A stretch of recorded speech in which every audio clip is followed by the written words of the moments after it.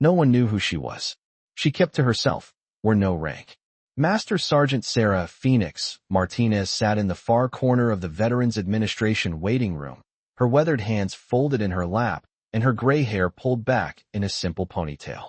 To the younger veterans waiting for their appointments, she was just another aging soldier dealing with the invisible wounds that followed them home from war. Someone to be politely ignored while they checked their phones and filled out paperwork. At 58, Sarah moved with the careful deliberation of someone whose body remembered more trauma than most people could imagine. She wore simple civilian clothes that gave no hint of her military background, no unit patches or service ribbons that might invite conversation or questions. She had learned over the years that anonymity was safer, that revealing too much about her past often led to complications she preferred to avoid. But when Rex, a retired military working dog, entered the waiting room with his new civilian handler for a routine veterinary checkup, everything changed.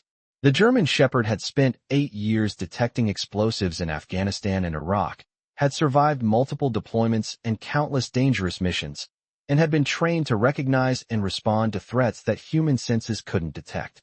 Rex walked straight past the dozen other veterans in the waiting room, past the officers with their distinctive bearing and confident postures, past the younger soldiers with their visible scars and obvious service connections.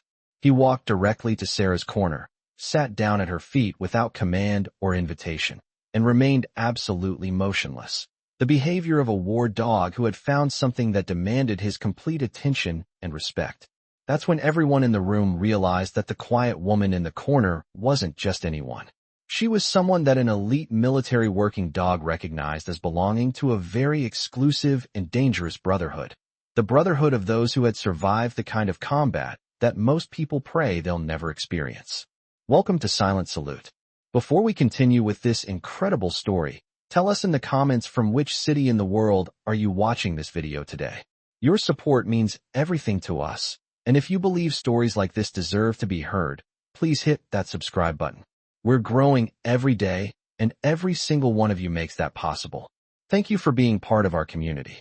The Veterans Administration Medical Center in Phoenix, Arizona, served thousands of former service members from across the Southwest, providing medical care, mental health services, and disability evaluations for veterans whose wounds weren't always visible to the outside world. The waiting room was a microcosm of American military service. Men and women of all ages and backgrounds, representing every branch of the armed forces and every conflict from Vietnam to the recent wars in Iraq and Afghanistan. Sarah Martinez had been coming to the VA for 12 years, ever since her medical retirement from the Army following injuries sustained during her final deployment to Afghanistan. To the staff and other patients who saw her regularly, she was a model veteran, punctual, polite, and compliant with her treatment regimen. She never complained, never caused trouble, and never discussed the details of her military service beyond the basic information required for her medical records. But Sarah's official records told only a fraction of her story. The file showed 26 years of Army service, multiple deployments to combat zones, and a medical retirement due to service-connected disabilities. What it didn't show was that Sarah had spent the majority of her career in special operations units that officially didn't exist, conducting missions that would never be acknowledged, earning commendations that would never be publicly displayed. For 18 years, Sarah had been part of an elite explosive ordnance disposal unit that specialized in the most dangerous and sensitive missions. She had disarmed improvised explosive devices in Iraq, cleared minefields in Bosnia, and conducted counterterrorism operations in countries that the American public had never heard of.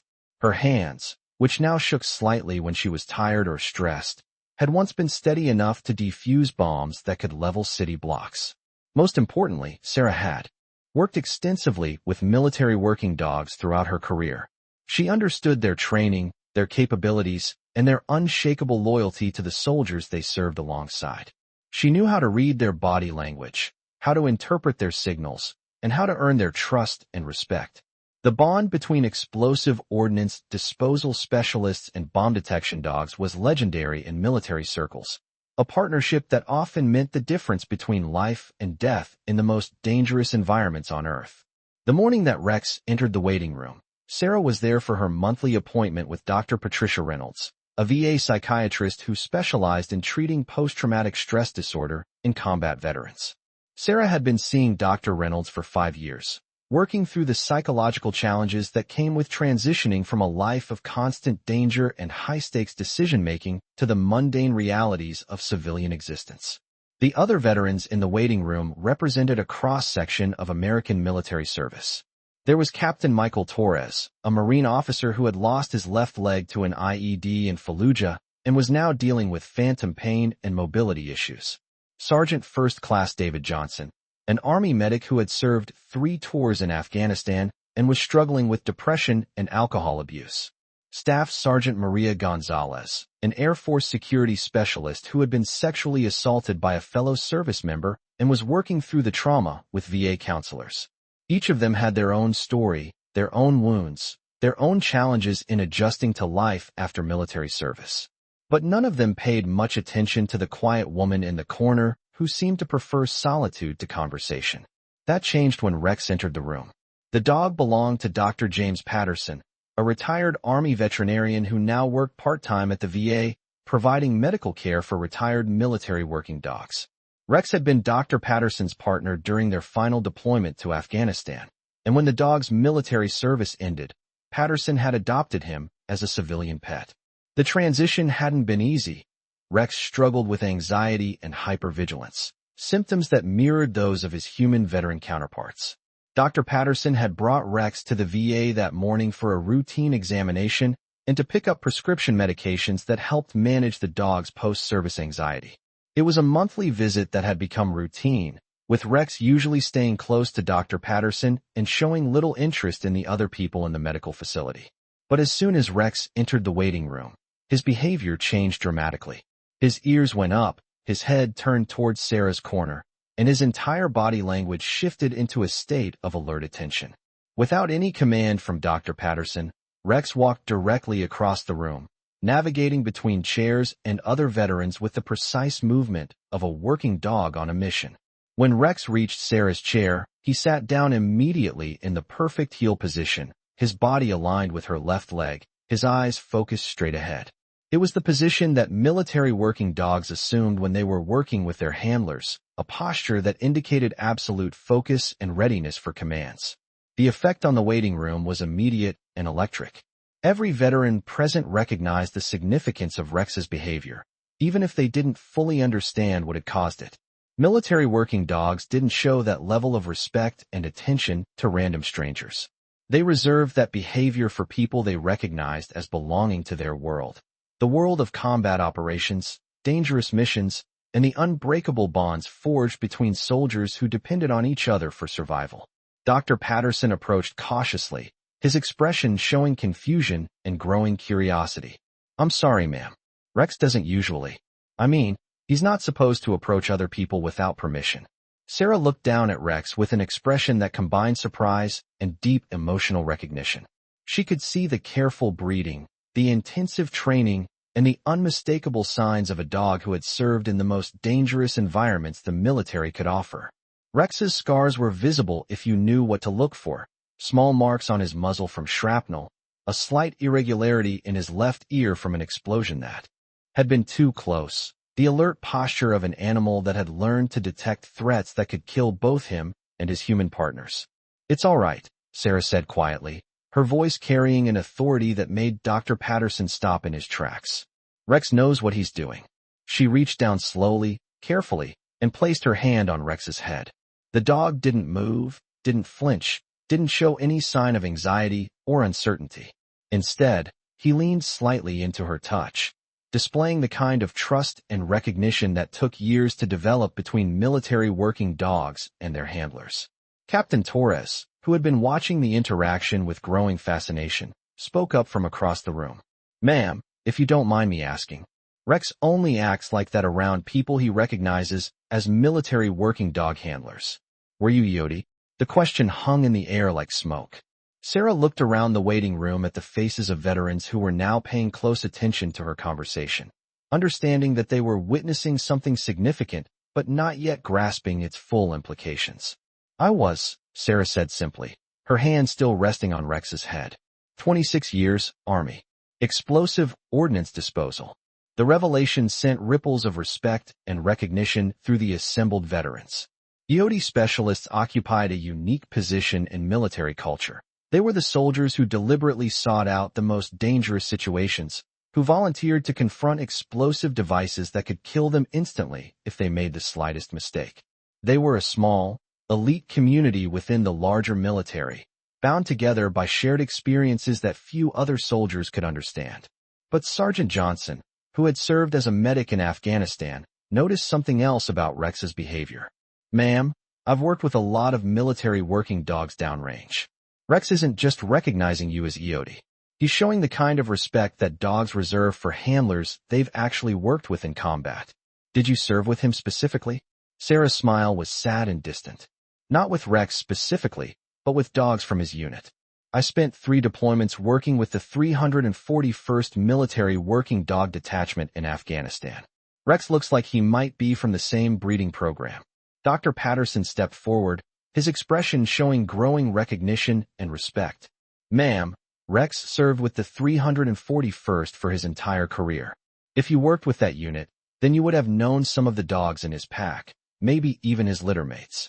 He paused, studying Sarah's face with the careful attention of someone trying to place a half-remembered name or face. The 341st was involved in some of the most dangerous missions in Afghanistan. They specialized in clearing IEDs from supply routes and providing explosive detection for special operations units. The casualty rates for both dogs and handlers were high. Sarah finished for him, her voice carrying the weight of memory and loss. "Very high. We lost a lot of good dogs and a lot of good soldiers during my time with that unit." The waiting room had gone completely silent now, with every veteran present understanding that they were in the presence of someone whose service had been extraordinary even by military standards. EOD specialists who worked with military working dogs represented the absolute pinnacle of dangerous military occupations, soldiers who combined technical expertise with physical courage and who operated in environments where the margin for error was measured in milliseconds. Staff Sergeant Gonzalez, who had served as an Air Force security specialist, asked the question that everyone was thinking. "Ma'am, how many IEDs did you disarm during your deployments?" Sarah was quiet for a long moment, her hand still resting on Rex's head, while she considered how much of her story she was willing to share. Official count was 1,847 over 3 deployments. But there were a lot of situations that didn't make it into the official reports. The number hit the assembled veterans like a physical blow. 1,847 improvised explosive devices meant 1,847 situations where Sarah had made the conscious decision to approach a device that could kill her instantly, to use her hands and her expertise to render safe weapons that had been designed specifically to kill American soldiers. Captain Torres shook his head in amazement. "Ma'am, that's incredible. The statistical probability of surviving that many EOD missions shouldn't have been possible," Sarah agreed. "I got lucky a lot of times, and I had excellent partners." She looked down at Rex, whose position hadn't changed since he had first sat down beside her chair. "Dogs like Rex saved my life more times than I can count. They could detect explosives that our equipment missed, could sense danger that human instincts couldn't perceive." Dr. Patterson pulled up a chair beside Sarah, his professional curiosity overriding normal social boundaries. "Ma'am, if you don't mind me asking, what happened that ended your career? Your retirement was medical, but you seem—" Sarah's expression grew more serious, and Rex seemed to sense the change in her emotional state, pressing closer against her leg in a gesture of comfort and support. "My last mission was a route clearance operation in Helmand Province," Sarah began, her voice taking on the measured tone of someone recounting events that had been analyzed and discussed in countless debriefing sessions and therapy appointments. "We were clearing a supply route that intelligence said was heavily mined. The mission was supposed to take 3 days, but we kept finding more devices, IEDs buried in the road, pressure plates hidden under rubble, vehicle-borne devices parked along the route." She paused, her hand unconsciously tightening on Rex's fur. "On the 2nd day, my partner, a dog named Bruno who was from the same unit as Rex, detected something that our equipment had missed. A complex device that was daisy-chained to 3 other explosives, designed to take out an entire convoy. The veterans listened in rapt attention, understanding that they were hearing a first-hand account of the kind of mission that existed at the very edge of human courage and capability. I spent 4 hours working on that device, Sarah continued. 4 hours lying on my stomach in 120-degree heat, with my hands inside a bomb that contained enough explosives to crater the road and kill everyone within a 100-meter radius. She looked around the room at the faces of veterans who understood exactly what she was describing, the kind of sustained pressure and stress that could break even the strongest soldiers. I got the device disarmed, but there was a secondary device that we hadn't detected. When I stood up to signal the all-clear, it detonated. The blast threw me 20 feet and buried Bruno under debris. Sarah's voice cracked slightly as she continued. I spent the next 6 hours digging Bruno out with my bare hands while medics worked on my injuries. He survived, but he was never the same. Neither was I. The silence that followed was profound and respectful. Every veteran in the room understood the cost of what Sarah had described, not just the physical injuries, but the psychological trauma of losing a partner, of surviving when others didn't, of carrying the weight of responsibility for life and death decisions. Dr. Patterson spoke quietly. Ma'am, Bruno was retired after that mission.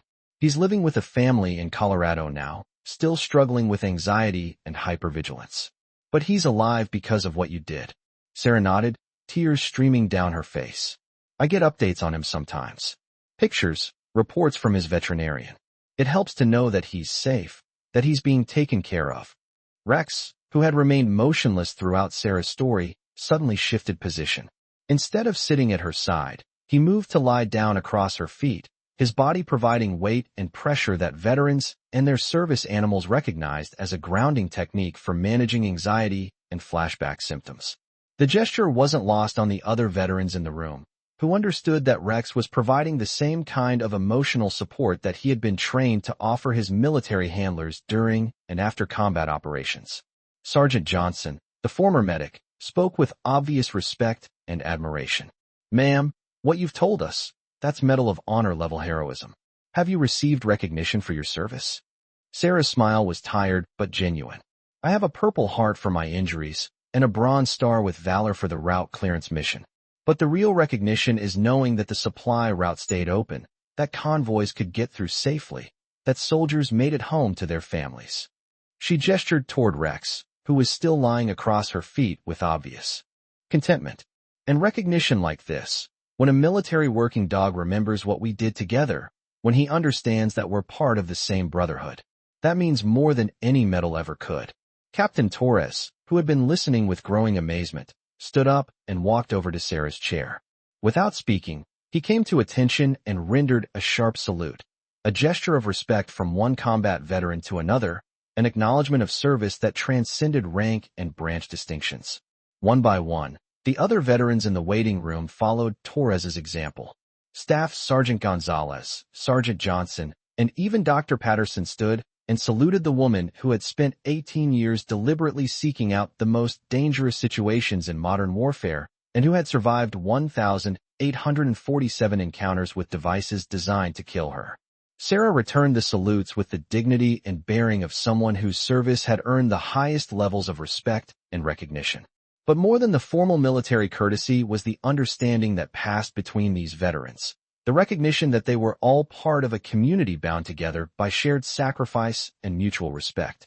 When Dr. Reynolds, Sarah's psychiatrist, entered the waiting room to call her for her appointment, she found a scene that spoke volumes about the healing power of recognition and community among veterans. Sarah was surrounded by other veterans who were now engaged in animated conversations about their own service, their own challenges, and their own paths toward healing and recovery. Rex remained at Sarah's feet, but his position had changed from the alert working posture to the relaxed pose of a companion animal providing comfort and support. The recognition he had shown Sarah had sparked connections between veterans who had previously been strangers, creating the kind of community that was essential for successful transition from military to civilian life. I see you've met some new friends, Dr. Reynolds observed with obvious satisfaction. That's exactly what we hope for when veterans come to the VA, that they'll find community and support from people who understand their experiences. Sarah looked around at the faces of veterans who were now asking for her contact information, inviting her to join veteran support groups and sharing their own stories of service and transition. For the first time in years, she felt like she belonged somewhere, like her experiences and expertise were valued rather than hidden. "It's amazing what can happen when the right connections are made," Sarah replied, reaching down to scratch Rex behind the ears. "Sometimes all it takes is someone, or something, that recognizes who you really are." Over the following months, Sarah became a regular participant in veteran support groups at the VA, sharing her expertise in dealing with combat stress and helping other veterans understand that their struggles with transition were normal and surmountable. Her experience with military working dogs led to her involvement in programs that paired veterans with service animals, using her knowledge to help match dogs with veterans whose needs aligned with specific training and temperament characteristics. But perhaps most importantly, Sarah's encounter with Rex had reminded her that her identity as a warrior and a healer wasn't something to be hidden or minimized. The skills she had developed during her military career, the ability to remain calm under extreme pressure, to make life and death decisions with limited information, to work effectively in dangerous and chaotic environments, were exactly the skills that other veterans needed as they navigated their own challenges. Dr. Patterson eventually offered Sarah a part-time position working with retired military working dogs at the VA, using her expertise to help animals who were struggling with their own versions of post-traumatic stress and adjustment difficulties. It was meaningful work that allowed her to use all of her skills, military, technical, and personal, in service of veterans who couldn't advocate for themselves. The job also brought Sarah into regular contact with Rex, who became an unofficial therapy animal for veterans visiting the VA. His ability to recognize and respond to veterans who were struggling with invisible wounds made him invaluable in creating connections and providing comfort to people who often felt isolated and misunderstood. 6 months after their first meeting, Sarah and Rex were featured in a Veterans Administration newsletter article about the healing power of human-animal bonds in veteran communities. The article didn't mention Sarah's specific military accomplishments. Her service record remained classified, but it highlighted the importance of recognizing and utilizing the diverse skills and experiences that veterans brought to their civilian communities. The photograph that accompanied the article showed Sarah and Rex working together to help a young veteran who was struggling with anxiety and depression. In the image, Rex was providing the kind of calm, steady presence that had made him effective during his military service, while Sarah offered the kind of understanding and guidance that could only come from someone who had walked the same difficult path. Looking at that photograph, viewers could see something that transcended rank and service records and official recognition. They could see the unbreakable bond between warriors who had served together in the most challenging environments, who had trusted each other with their lives, and who continued to serve their communities long after their official military careers had ended. Sometimes recognition comes not from medals or ceremonies or official acknowledgments, but from the simple understanding that passes between those who have shared extraordinary experiences. Sometimes the most meaningful honors come from unexpected sources, from a retired military working dog who remembers what it means to serve alongside someone who never gave up, never backed down, and never left a battle unfinished. Rex had walked past a dozen other veterans that day to sit at Sarah's feet, not because of her rank or her decorations or her official status, but because he recognized something that couldn't be taught or faked or hidden, the unmistakable presence of someone who had earned the right to be called a warrior in the truest sense of the word. The bond between Sarah and Rex, between all veterans and the animals who served alongside them, was a reminder that some connections transcend species and time and circumstance. They are forged in moments of shared danger and mutual dependence, and they endure long after the battles have ended and the uniforms have been put away. This story was brought to you by the Human Stories. Before we leave you today, here's our question. Have you ever witnessed a moment of recognition that revealed hidden depths in someone you thought you knew? Have you seen how animals, with their intuitive understanding, can recognize qualities in people that others might miss? Tell us in the comments about the unexpected moments of recognition in your life, the times when someone's true character was revealed not through words or credentials, but through the simple acknowledgement of those who truly understand what service and sacrifice mean. And if you think stories like this need to be heard, if you believe that the bonds forged in service, whether between humans or between humans and the animals who serve alongside them, deserve to be recognized and honored. Hit that subscribe button to support the channel. We'll see you in the next one, where we'll continue to share the stories of extraordinary people and the unexpected moments of recognition that remind us what true heroism looks like.